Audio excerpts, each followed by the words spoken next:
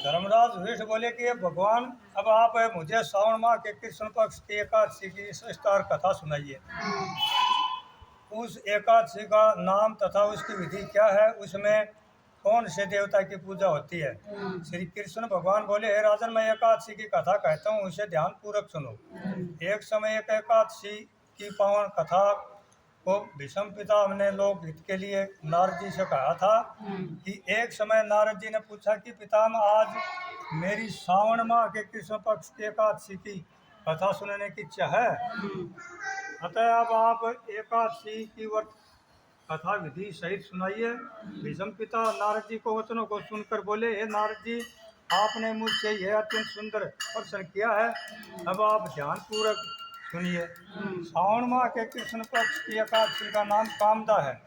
एकादशी है, इस एकादशी की कथा के सुनने मात्र से युवा के ये का फल मिलता है। कामदा एकादशी के व्रत में शंख चक्र गदाधारी विष्णु भगवान की पूजा की जाती है। जो मनुष्य इस एकादशी को धूप दीप निवेद आदि से भगवान विष्णु की पूजा करते हैं, उन्हें गंगा स्नान के फल से भी बड़ा फल मिलता है। यही फल सूर्य चंद्र ग्रहण, केदार और कुरुक्षेत्र में स्नान करने से मिलता है। श्री विष्णु की पूजा करते उन्हें गंगा स्नान के फल से भी बड़ा फल मिलता है। यही फल सूर्य चंद्र ग्रहण, केदार और कुरुक्षेत्र में स्नान करने से मिलता है। श्री विष्णु भगवान के पूजन का फल समुद्र और वन सहित पृथ्वी दान करने और सिंह राशि वालों को गोदावरी नदी में स्नान करने से फल से भी अधिक होता है। वज्रपात में गंडक नदी में स्नान करने से जो फल मिलता है, वह फल भगवान की पूजा करने से मिलता है। भगवान विष्णु की पूजा का फल श्रावण माह के कृष्ण पक्ष एकादशी के फल के बराबर है। अतः भक्ति पूर्वक भगवान की पूजन न बन सके तो श्रावण माह के कृष्ण पक्ष कामदा एकादशी का व्रत अवश्य करना चाहिए। आभूषण से युक्त वस्त्र सहित गोदान करने से जो फल मिलता है, वह फल कामदा एकादशी के व्रत से मिल जाता है।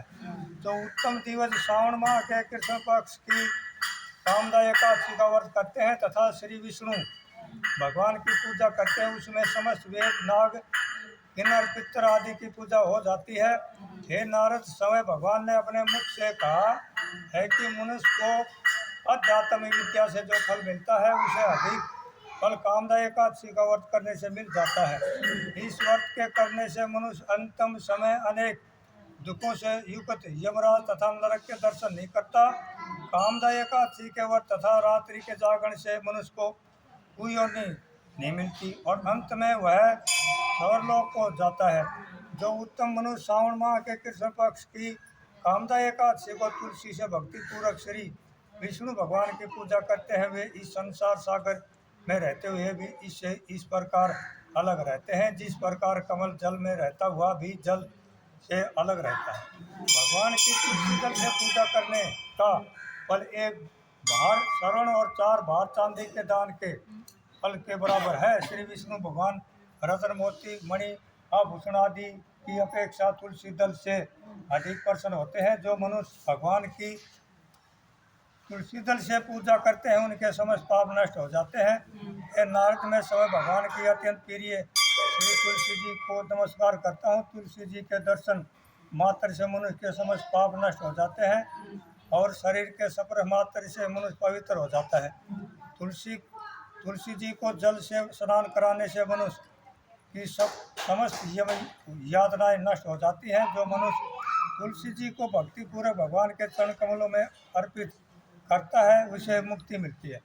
जो मनुष्य एकादशी के दिन भगवान के सामने दीप जलाते हैं, उनके पितर स्वर्गलोक में सुधा का नाम करते हैं। जो भगवान के सामने घी या तिल के तेल का दीपक जलाते हैं, उनको सूर्यलोक में भी सहस्त्रों दीपकों का प्रकाश मिलता है। इस व्रत के करने से ब्राह्मण हत्या आदि सभी के पाप नष्ट हो जाते हैं और जो मनुष्य इस व्रत को करते हैं, वे इस लोक में सुख होकर अंत में विष्णु लोक को जाते हैं। इस कामदा एकादशी के महात्म के श्रवण और पठन से मनुष्य स्वर्गलोक को जाते हैं। बोलो ग्यारह माता की जय।